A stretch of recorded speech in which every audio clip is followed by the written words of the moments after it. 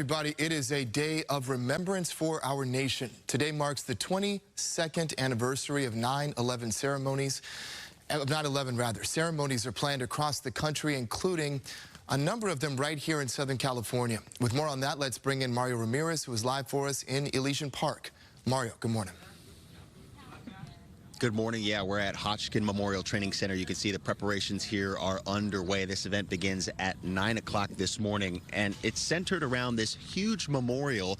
This is 23 tons, 22 feet tall. It's a steel column originally part of the lobby structure of the World Trade Center. It's been here since 2003, remembering the 343 New York firefighters killed in the attack. And take a look at the video. You may notice elaborate flag displays across the Southland like this one. This is at Pepperdine University in Malibu. Nearly 3,000 flags flying along PCH and Malibu Canyon Road, one for each of the innocent victims. Another flag tribute, we'll take you to Azusa now. It's called the Field of Glory, with flags at Azusa City Hall on display. This is through September 15th, through this Friday. LA Fire Captain Eric Scott, who we spoke to a little earlier, says that the significance of this anniversary really hits home for first responders. Everything that we do is risk versus gain, and there's a lot of significance in our minds of what happened back in New York in 2001 when you had 343 fellow colleagues that bravely went into the Twin Towers that day while other people were running out and gave the ultimate sacrifice.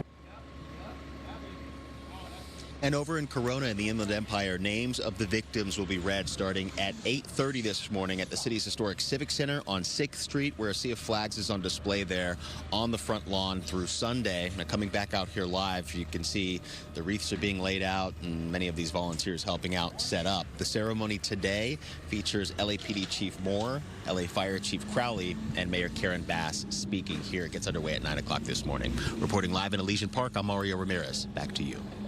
All right, Mario, thank you very much.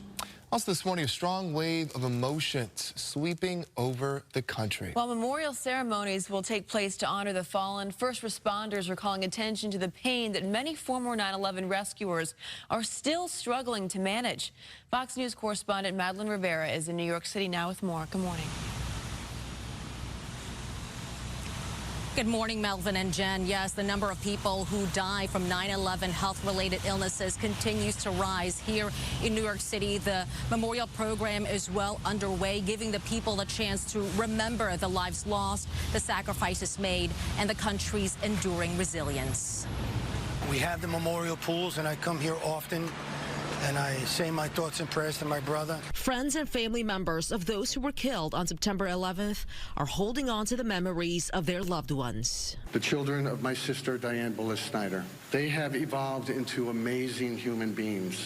And one of the things that I notice when we spend time together is that I'm blessed with a glimpse into the spirit of my sister. Monday marks 22 years since the attacks at New York's World Trade Center, the Pentagon, and the airplane crash site in Shanksville, Pennsylvania. But while memorial ceremonies for those who died will take place across the country, the New York City Fire Department is also calling attention to 9/11 first responders still struggling with lasting health effects from handling toxic materials at Ground Zero. For them, 9/11 is every day. The number of firefighters who died from 9/11 related illnesses continues to rise. The FDNY recently added 43 new names. This brings the total post-9/11 members added to the wall to 331. And while today will carry a solemn note, New York City Mayor Eric Adams says it's important to remember how the losses brought the country together. I remember September 12th. This city got up. When we got up, America watched.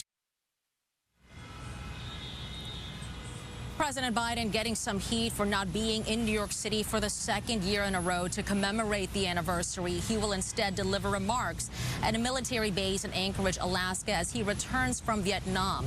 Earlier this morning, he posted on X, formerly known as Twitter, which could perhaps be a preview of what he'll say. He says, in part, September 11 is a day not only to remember, but a day of renewal and resolve for every American in our devotion to this country, to the principles it embodies, to our democracy. That is what we owe one another. Melvin and Jen. Thank you, Madeline. Yeah, we made that promise 22 years ago to never forget. We also wanted to let you know about some of the other 9/11 events happening here locally. At 8 a.m., the Orange County Fire Authority will hold a ceremony at a training center in Irvine. That's at 9/11 this morning. Long Beach will hold a last alarm tribute at Fire Station 1. Also in the 9 o'clock hour, there will be a 9/11 remembrance ceremony at the Antelope Valley Mall in Palmdale. 9/11 is also a day of service. Starting at 9 a.m., volunteers in Chatsworth with Operation Gratitude will begin assembling 1,000 care packages for wounded heroes and their caregivers.